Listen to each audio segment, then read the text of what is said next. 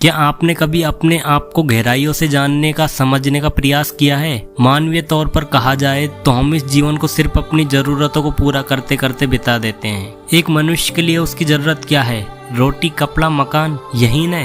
पर यह असल सत्य नहीं है। हर मनुष्य का जन्म इस धरती पर एक विशेष कारण से होता है, जिसे हम धीरे धीरे समय के साथ समझते चले जाते हैं। कई लोग अपने इस मानवीय जीवन के सत्य को समझ ही नहीं पाते, क्योंकि वे हमेशा नकारात्मक सोच ही रखते हैं। यही अंतर है नकारात्मक और सकारात्मक सोच में। जहाँ नकारात्मक सोच हमारे लिए समस्याएं पैदा करती है, वहीं सकारात्मक सोच हमारे लिए नए अवसर लाती है। आइए हम जीवन के इस सत्य को एक कहानी के द्वारा समझने की कोशिश करते हैं।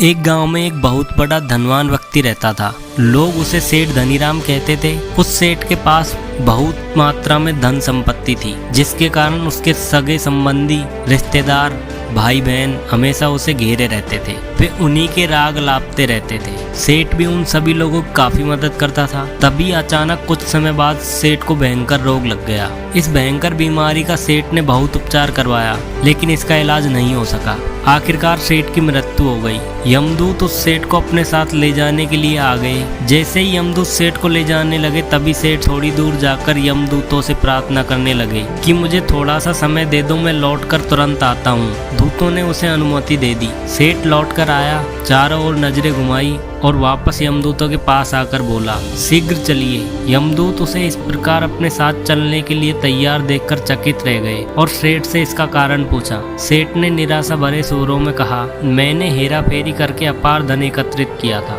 लोगों को खूब खिलाया पिलाया और उनकी बहुत मदद भी की थी। सोचा था कि वो मेरा साथ कभी नहीं छोड़ेंगे। अब जब मैं इस दुनिया को सदा के लिए छोड़ रहा हूँ, तो वो सब बदल गए हैं। मेरे लिए दुखी होने के बजाय ये अभी से मेरी संपत्ति को बांटने की योजना बनाने लगे हैं। किसी को मेरे लिए जरा सा भी अफसोस नहीं है। सेठ की बात सुनकर यमदूत बोले, इस संसार में प्राणी अकेला ही आता है और अकेला ही जाता है। इंसान जो भी अच्छा या बुरा कर्म करता है, उसे उसका परिणाम स्वयं ही भुगतना पड़ता है। हर प्राणी इस सत्य को समझता तो है, पर देर से। आप जो भोजन ग्रहण करते हैं वह पेट में 4 घंटे रहता है, और जो वस्त्र पहनते हैं वो 4 महीने। लेकिन जो ज्ञान आप हासिल करते हैं वह आपके अंतिम सांस तक साथ रहता है और संस्कार बनकर आपकी अगली पीढ़ी तक पहुंचता है। ज्ञान का बीज कभी व्यर्थ नहीं जाता। जो है जितना है सफल करते चलो। सफल करने से ही सफलता मिलती है। क्या लेकर आया था जो क्या लेकर जाएगा। कर कुछ ऐसा जाओ कि लोग तुम्हें याद रख जाएं। कोशिश करो कि आप गलत काम नहीं करेंगे। किसी चीज को लेकर ज्यादा लालची नहीं होंगे। लाइफ को एंजॉय करो, कभी किसी के साथ बुरा करने की मत सोचो।